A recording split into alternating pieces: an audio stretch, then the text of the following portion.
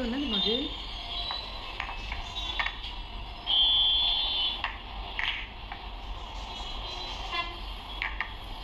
இது பார்க்குறேன்மா, இது வந்து கப்பிங் தெரப்பின்னு வந்து சொல்லுவாங்க. கப்பில் வச்சு சூடு காட்டி அதை வந்து வைக்கிறாங்களே, இது வந்து கப்பிங் தெரப்பி அப்படின்னு வந்து சொல்லுவாங்க. இதனால வந்து பெயின் வந்து ரிலீஃப் ஆகுதா. ஆக்சுவலி இது வந்து என்னென்னா சைனீஸ் மெடிசன் இருக்குல்ல, அந்த சைனீஸ் மெடிசன்லையும் அப்புறம் யுனானின்னு சொல்கிறாங்கல்ல, அதுலேயும் வந்து இந்த மெடிசன்லையும் இந்த கல்ச்சர் வந்து ஃபாலோ பண்ணிட்டு இருந்தாங்க. பட் ஆனால் இது வந்து கம்ப்ளீட்டாக வந்து எல்லா பெயினையும் குணப்படுத்துமான்னு கேட்டால் அதுக்கு வந்து இல்லை. ஏன்னா இது கம்ப்ளீட் எவிடன்ஸ் பேஸ்ட் ஸ்டடின்னு சொல்லுவாங்கல்ல, அந்த எவிடன்ஸ் பேஸ்ட் ஸ்டடி வந்து எதுவுமே வந்து இல்லை. ஸோ இது வந்து அடிஷ்னலாக உங்களுக்கு டெம்பரவரிக்கு கொஞ்சம் ரிலீஃப் தரும். மற்றபடி இது கம்ப்ளீட்டாக எல்லாத்தையும் சரி பண்ணுமான்னு கேட்டால் இல்லை. அது மட்டும் இல்லாமல் இது வந்து ஸ்கின்ல அப்படி ரெட்டாக ஆகுது. இது வந்து ஸ்கின் இரிட்டேஷன் வந்து காஸ் பண்ணும், ஸ்கின் இன்ஃபெக்ஷன் காஸ் பண்ணும். ஸோ அதுக்கப்புறம் இந்த ப்ளீடிங் பிளட் கிளாட்லாம் ஆகும்ல சில பேருக்கு, சில டிஸார்டர்னால, அந்த மாதிரி டிஸார்டர் இருக்கவங்களாம் இதெல்லாம் வந்து பண்ணவே கூடாது.